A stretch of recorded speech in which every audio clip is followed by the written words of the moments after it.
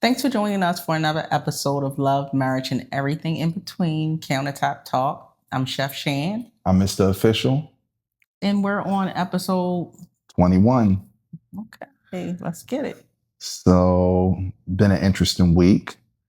First, I'm not even going to ask you how your week was. No, ask me because I have a different response today.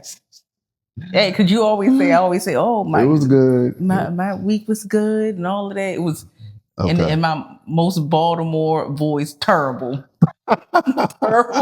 terrible week. Yeah, it was terrible.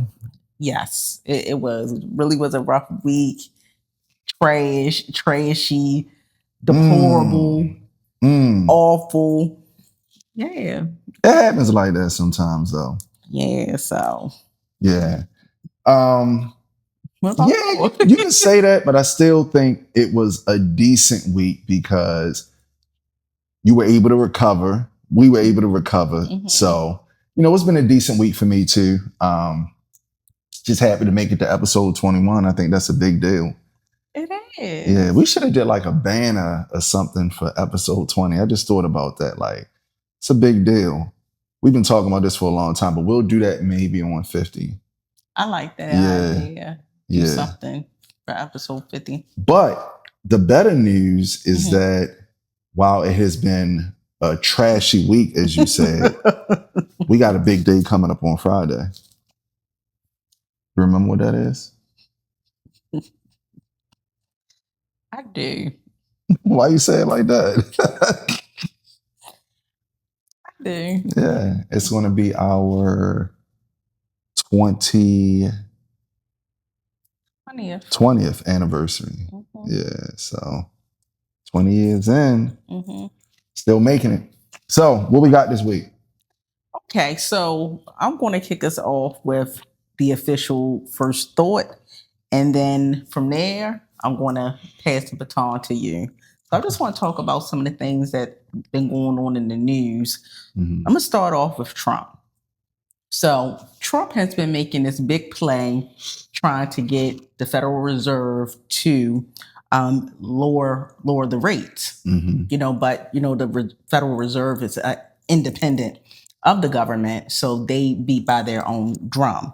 So Trump has been trying to bully people and bully everything that's going on with the Federal Reserve, tweeting, calling people out, having his administration do TV time, just talking about how the rates need to be cut.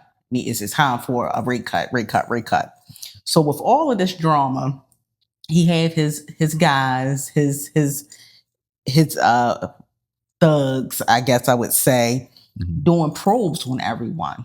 And during his probe, one of the Fed governors, her name is Lisa Cook. He found that she lied on her mortgage application. Yeah, another one of those. Yeah, this is low hanging fruit. Same thing they did to Marilyn Mosby, right? Yeah, so on your mortgage application, they ask you, will this be your primary resident or not? You say primary, you get a lower rate. Right. You get the better rate. So that's what he's claiming that she has done, but he haven't produced the documents of her doing that or whatever. But this is what he said that she has committed. He requested via Instagram and Twitter that X, that she resigns. So she responded and said she's not going to resign. She's not going to be bullied. And she has obtained a lawyer. So that's big news, because anytime something is happening with anybody in the Federal Reserve, they handle it without the government intervening. So we see Trump intervening in a lot of things. Also, the company Intel, he is positioning to buy 10% of this company. Which will help their stock. Yeah, that's publicly traded. Right. So he's doing a lot of things in the mix that a president really shouldn't do. Right. So I wanted to share that. So everybody just keep your eyes open, because things that are unheard of is actually happening during this administration. Yeah. And one of those, I feel like the mortgage application, it is true that you will get a lower rate based on a property being your primary residence versus a seasonal residence. But like, I guess that speaks to her because if that's all you can find, I mean, I think a lot of people have went through that. A lot of people can be in jail for that. Mm-hmm. And it may have been a primary residence at the initial time of the application, but that's not to say after you go to closing, you're not going to make it a rental dwelling. So, he also said something about capping NIL as well. We talked about that a few weeks ago. So for anybody that doesn't know what the NIL is, that's where the college players are becoming very, very wealthy before they even go pro. And for those individuals that can't go pro, they're benefiting. And a president just really shouldn't be involved with that. I mean, like, not at all. If people don't recall, it was two brothers that were fighting for this years ago. It was Charles and Ed O'Bannon. They went to UCLA. They also played in the NBA.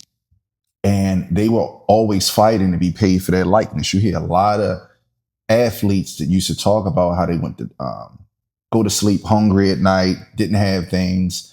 And these colleges making millions and millions of dollars. Yeah. So now that these kids are becoming thousandaires and millionaires, like, let them live. That's we got bigger fish to fry, like the homelessness in Texas, the less fortunate people in Maryland, all over the country. And these states with such high temperatures, man, it's a lot that I think he could be focused. Mental health, yeah. Mental health. It's a lot more he could be focusing on than what someone wrote on that mortgage application. I mean, yeah, he's something else. So, but I will say this though. I heard you say she got a lawyer, and wouldn't you agree that is something that I think is underestimated in having on retainer? Yes, is an attorney. Yes, you are preaching. We came across a situation, thankfully, having an attorney, and if people backtrack, when you get those attorneys involved, it changes everything. But like, that's something I think when you're younger, you kind of underestimate, because it was that pyramid thing going on where, like, I think it's still going on where you could pay maybe $20 a month and it pays for your legal fees. But I think it's like exclusions involved in it. But long and short, that's a great investment, having an attorney on retainer, because it's a lot of games being played, and that legal battle, to have somebody that is fighting for you is helps you sleep better at night. Absolutely. Yep. So what we got on the docket today? Okay, so on the docket, something that's near and dear to you, being a coach, a coach of business, a coach of young kids, young men, you ran across something that is really near and dear. So I'm going to let you rock out, and I'll jump in when and wherever I can, but go ahead and rock out. So I saw, I hopped on the socials very quickly over the weekend, and I saw one of my old coaches, and he made mention that he's going to be in a documentary just talking about the Baltimore basketball scene. I think it was like the 60s and the 70s when he played. And it was very triggering to me because my experience with this coach when I was younger was not good. I seen this coach as a man when things were going in my favor, and it was a great interaction in which the coach wanted to interact more as far as business ventures. And, to see him talking about the documentary, and I guess, I think it's going to be a great documentary, by the way, but it just made me think coaches' impacts on young men's lives are very, very important. And one of the reasons I got into coaching is because I knew that, but also I wanted to be a part of the game that I love in any capacity possible. And at one point in my life, it was just coaching.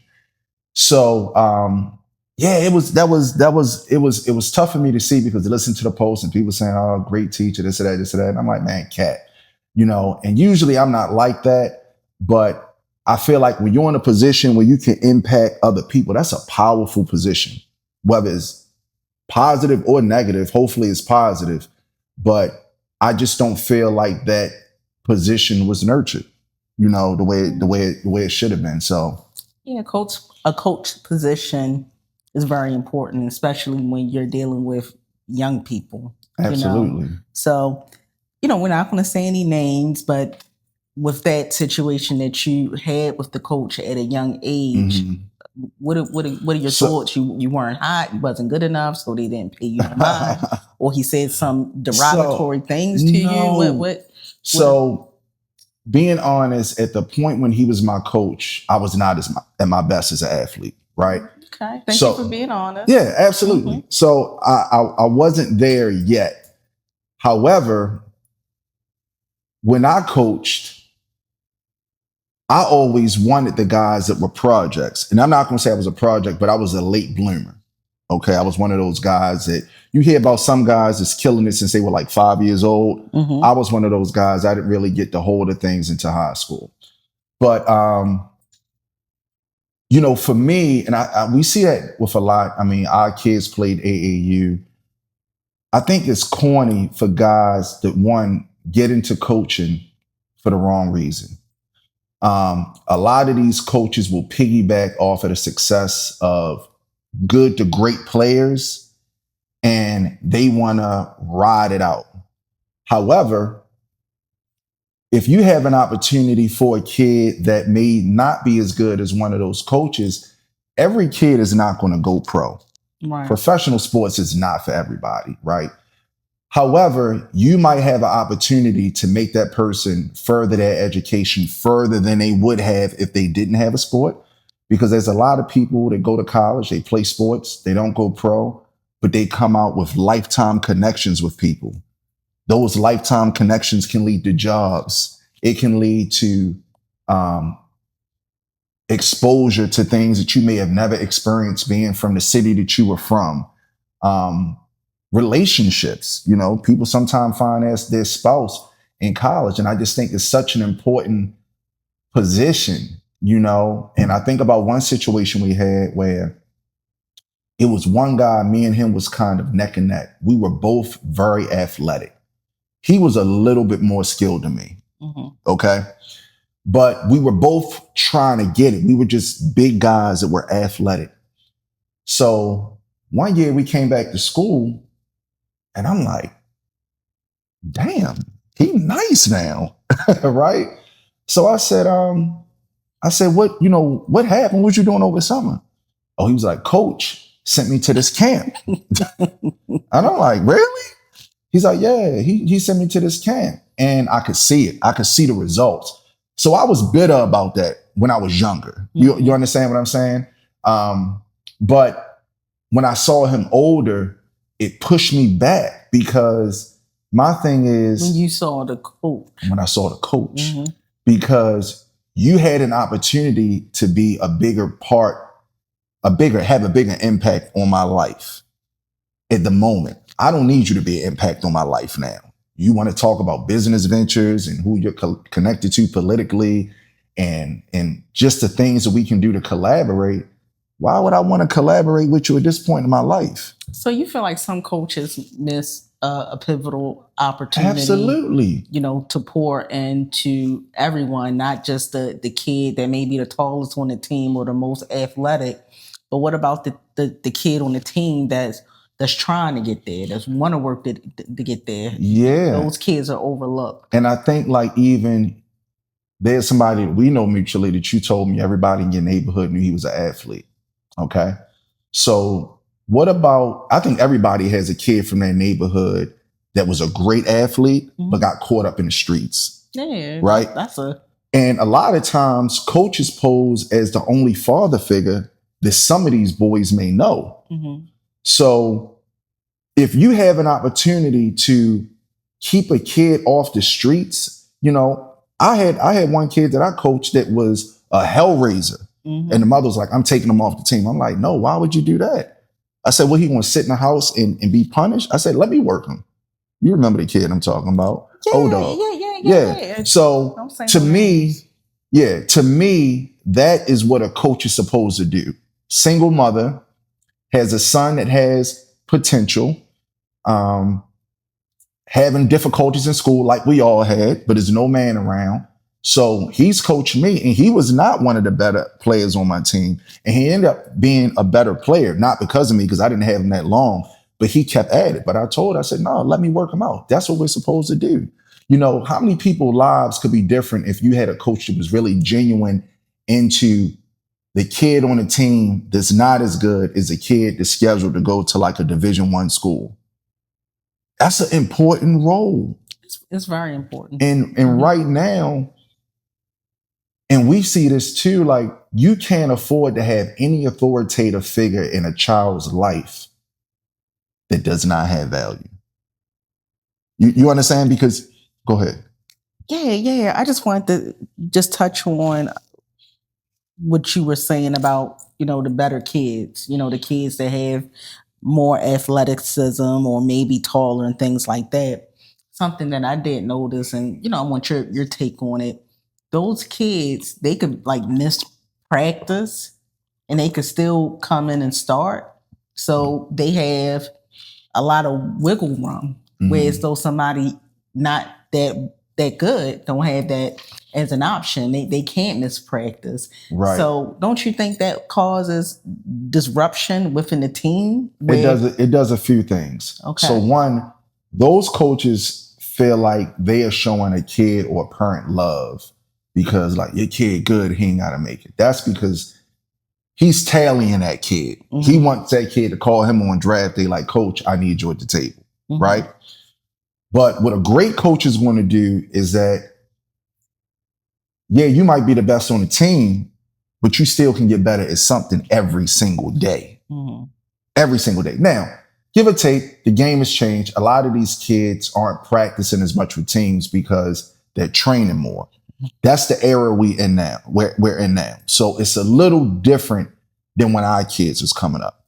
But again, I've always used sports to teach life lessons, because if you have a player that sees, man, coach is holding the number one guy just as accountable as he's holding me, that's going to push him more. The number one guy is never going to get lost in his talent. He's going to continue to be consistent in the process. He's going to develop mentally and understand my job is to lead. My job is to show up. My job is to still be in the gym. And I think that's why you get a lot of players that they get to that level. They have A1 talent, but they don't have the personality. Yeah, you see that a lot. They don't have the coachability. It was a kid on Kentucky. I think it was Kentucky a few years ago. He was a 5-star basketball player, and he wowed out on a bench. I can't remember the kid name, but he hasn't played anymore. It's like the rap, So it's just a very, very important piece. And yeah, you will see the favoritism. But I want to see more coaches. And there are some coaches that's in the trenches with these kids and developing these kids. That's a beautiful thing when you have a kid that shouldn't be and ends up being everything because somebody locked into him. Now, again, had that coach gave me more time, would I have been pro? No.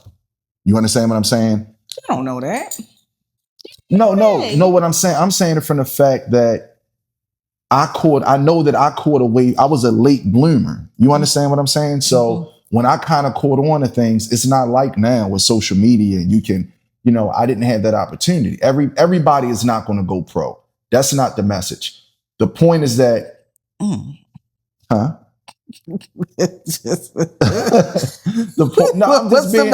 What's the message? I'm saying that. I'm saying that it's true though. It's true. It's not. I'm not, because I'm not saying it from a perspective like a coach can make every kid pro. I'm not saying that. Well, that wasn't my response, that a coach can make every kid pro, but you never know what may happen. Like did you run across another guy telling the story about Steph Curry, how he didn't even notice that Steph Curry was on his team because he just wasn't good, so he wasn't as good as he was then. Yeah, he wasn't good. He said he didn't even know him. He didn't even know that he met him until he ran across a picture. He wasn't memorable. Right. So you just never know what the future has. That's a good point. Has in store. Yeah, his message, he's a great coach. What he was saying, that's Paul Harris. He used to play ball. He was just saying, telling kids that the way your journey starts is not how your journey ends. And I think that was a great message. Steph Curry, his son asked him, had he ever met Steph Curry? He said no. But he's somebody that takes a lot of pictures, has taken a lot of pictures all his life. And he found a picture and he was like, wow, I remember him. Yeah, he was on the same team. Yeah, he's like, we was on the same team. And, he wasn't memorable. But look at him now. He's changed the game. So you're right on that. But there's just a great opportunity to really invest. For me, it is nothing better when a young man comes to me and like, coach, because a lot of these guys don't look like they did when they was younger. And if you coached a lot of people, you're not going to remember every kid. You have some kids you will remember, like the trouble kid I was talking about who I told his mom don't let him quit. But that's a great feeling when a young man comes up to you and says, Coach D, I remember you, Thanks for everything you did. I'm doing well. Some kids are playing in colleges. Some kids are just great men, working great jobs. And that is what coaching should be about. You can't nitpick, this kid should make it. This the kid I want to coach. Like, that's corny. So give me like 4 pillars of what the foundation of a good coach. Father figure. Yeah. Extension of the parents. Okay. Teaching life through the game. And encouraging every player that you come across in a capacity that they needed. Can I add a 5th one? I would say like team building, team camaraderie. Yeah, absolutely. Learning that at a young age, is very pivotal, because if you're on a team where it's just so much individualism, you're going to keep taking it. So a lot of times, like you said, coaching is an extension of your home. Okay. Yeah, absolutely. What if you are the only child? Or what if you are, you may have a sibling that may be 10 years older than you or something like that. So you kind of is like the only child because of your age. You're looking at those experiences, and those experiences can be impactful, whereas though you're with a group of guys or a group of girls and y'all doing it together. Absolutely. And that's how you win championships, and that's how you win games, when you're locked in as a team and you want your teammate to win. You want to win. It's not about how many points they have, you have. It's about getting W. So, and also the team building camaraderie that you're building on a team, those kids are going to take that back home and translate, because we know that as parents, we can tell our kids something 100 times. They don't get it. But somebody else says it comes from a different voice and they receive it. So while we're telling you at home, hey, let's be a team. You clean this up. I'm handling this. Your mother's doing this. Your sister's doing that, etc. The coach is also affirming that with how he's coaching a team to work together. So now you're helping that kid come back home and be a better child, because you have a coach holding them accountable for the same things that you're holding them accountable for at home. And there are some coaches that do that. My good friend I went to high school with, he's put hundreds of kids in college, from top-notch talent to okay talent. He speaks to them, he supports them. And there are coaches out there like that. It's just not enough. It's not enough. The days of seeing men gravitate to a child for their come up, like, that's not it. And also, just because you played the game doesn't mean you should coach the game. It's like in corporate. You have a car dealership. This person sells 90 cars a month. There's a promotion that comes up for the sales manager. Automatically, they assume because he sells 90 cars a month that he should be the sales manager. Right. But he don't have any leadership skills. He don't know how to talk to people. He doesn't have integrity. And it's the same thing. So one thing I appreciated when I was licensed through USA Basketball as a coach is that you had to be certified to coach one of their teams in like the junior NBA affiliate tournaments things like that, because there are things that is bigger than just playing a game. And there were things that I learned. I learned a lot of things from that as well. So that's a big point you just made, because a lot of coaches, I don't know in other areas, but in Baltimore, you could just be, a dad. You could just absolutely, be available, and you had your cousin hoops, so you're a coach. yeah, you had the option to coach kids, and that is just so crazy to me. No background check, no nothing, no training, nothing. You want to coach, you can coach. Yeah, but it's and we say it a lot. Like I said, coaches are very important to the development of our young men and women. But our young men, they need more. They need more. So guess what? If I know Shorty like the game, he want to play 20 minutes a game, but I know he acting crazy at home or he don't have the grace, guess what? I got the juice now. Mm-hmm. We gonna fix that or you're not playing. Right? But easy. You have coaches, it's like they think they're keeping it real. Oh, don't worry about that, Shorty. You just shoot your three. That's not it. I want the power as an authoritative figure to make sure I keep any player that come under my wing on the right track. But also I know I might be the difference in that kid being on the streets or not. Point blank. Every neighborhood got that guy that's in the streets that could hoop or play football. Everybody. You might have 2 or 3 of them. So that role is very important. That role is very, very important. It's very critical. And I think it's underestimated because there's so many coaches for so many sports, for so many age groups. It's volunteer, but. So let's go back to you. So with this particular coach, you did mention the example about he let another kid know about the training camp for the summer. That information wasn't for the whole team to know. He had his picks. Right. So besides him doing that, what else did he do that you felt, was? It was, I can't say it was anything outside of that. Looking back now as a man, he knew the game. Mm-hmm. He knew the game of basketball. So he did have a lot to offer, but leadership, So he had everything else but leadership? I think his leadership could have been better. I think he played basketball, he knew the game, and he had a name. Mm-hmm. So it's an example of like what we just talked about. Okay. So I mean that's really it. But that's why that's another reason I wanted to be a coach for my kids too, because I never wanted my kids to be into politics. I'm not going to hang with somebody so my kid can play. I will always tell my kids, you get better, you don't play. Or you make yourself to play. You get yourself to the point where you're so good, etc.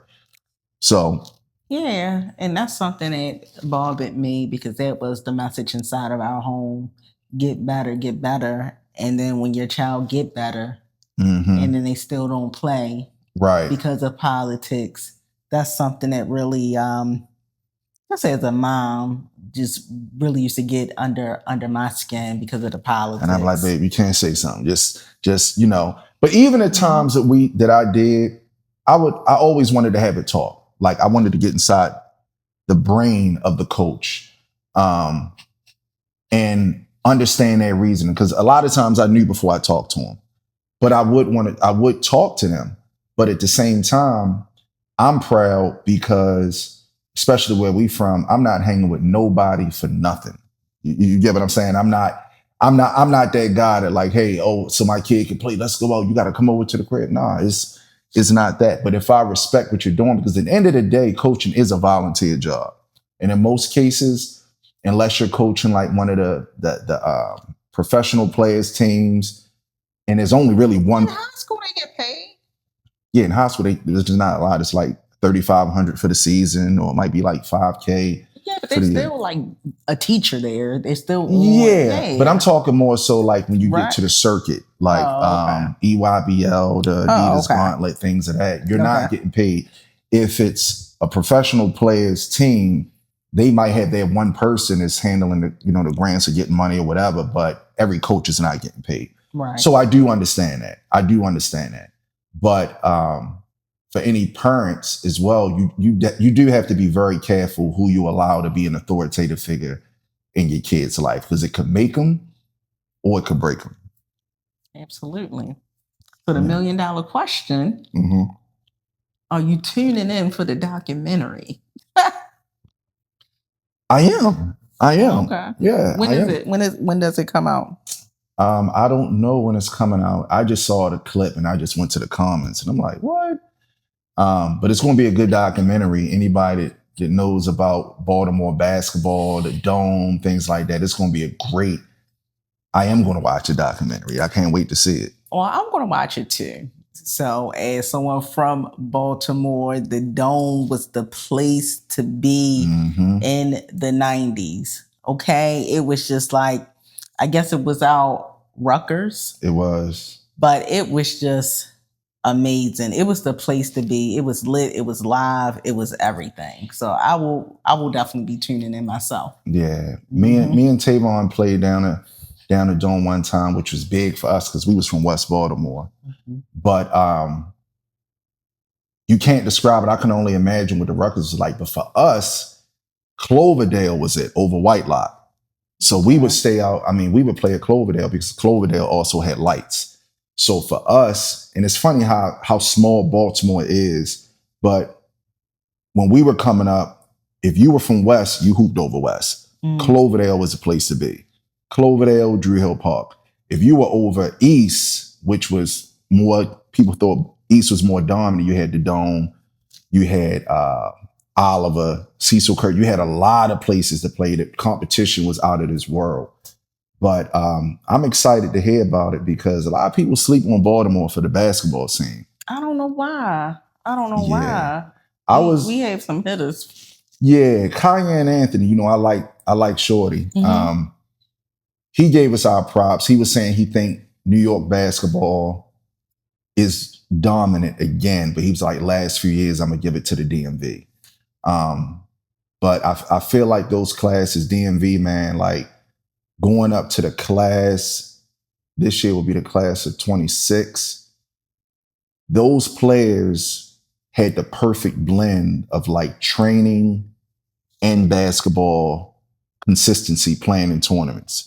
So it's good to see a lot of those kids come out now that have grown up and that are playing, because the kids that came up from like 21 to 26, I think are an elite group, a very elite group. I'm not sure about other cities, but I know in the DMV, those kids had the perfect balance of training, AAU, etc.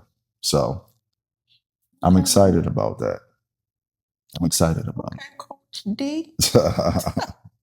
So what do you have for our final thought? I thought you wanted to talk about some. Interesting enough, you pulled me into the documentary for Jerry Jones and the Dallas Cowboys. Oh, that was so good. That is not something I thought I would have watched. I'm not a Cowboys fan. I'm not a Jerry Jones fan. But the positive message I found in that I thought was great was that Jerry Jones bet on himself. Did he? And in today's world, if anything that we want, you have to bet on yourself. You can't expect anyone to invest in a business of you if you're not willing to invest in you. And sometimes that does look like sacrifice. Sometimes that does look like being in a negative. Sometimes that does look like a slow crawl. But at the end of the day, if you're going all in and you are betting on your success, regardless if you reach that goal or not, you're going to feel a lot better about yourself, because if you didn't accomplish it, I'm sure that you came very close to reaching that goal. So my message this week for everyone is that whether it's a new job, whether it's an athlete that's watching this, we talked about a lot of athletes, or we have someone that's been in the same career for 20 years and you're looking to go into something that you've never done before, bet on yourself. Because if there's somebody that's already doing it, then you're more than capable in doing it as well. So until next time, keep dreaming, because when you stop dreaming, you stop growing. Okay. It was a great documentary. Great. Yes. Great. So definitely check that out. Also, please subscribe to our channel, like our other videos, go through the gallery, check us out. And we'll see you next week. Be safe and be blessed.